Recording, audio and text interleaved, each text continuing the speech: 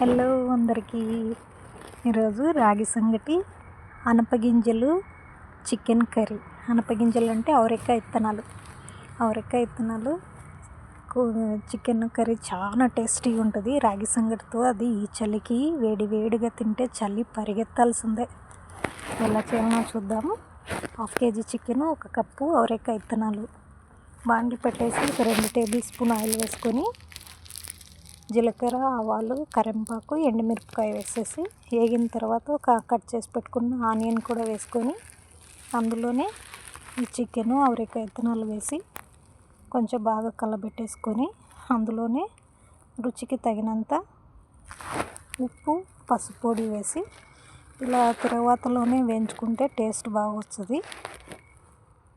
ఇలా కొంచెం బాగా వేయించుకొనేసి మూత పెట్టేసుకోవాలా. ఇది 5 minutes తర్వాత చూడాలా. అంతలోపు ఒక 2 ఆనియన్స్, 2 టమాటో మిక్సీ పట్టి పెట్టుకోవాలా. అప్పుడప్పుడు మూత తీసి మాడిపోకుండా కలబెట్టుకుంటూ ఉండాలి. అలా కలబెట్టుకున్న తర్వాత ఇప్పుడు 1 టేబుల్ స్పూను కారము, ధనియాల పొడి 2 table spoon, garam masala 1 table spoon, chicken masala 1 table spoon అన్నీ వేసేసి అందులోనే వేయించుకోవాలి. ఇంకా వాటర్ పోయలేదు.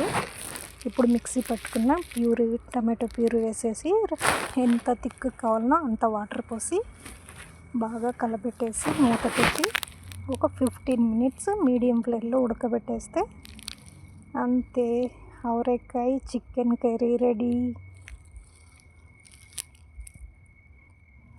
వేడిగా ఇలా చేసుకొని తింటే ఈ చలికి చాలా టేస్టీగా ఉంటుంది. లాస్ట్లో కొత్తిమీర వేసుకునేది. ఈ వీడియో నచ్చినట్టయితే లైక్ చేయండి.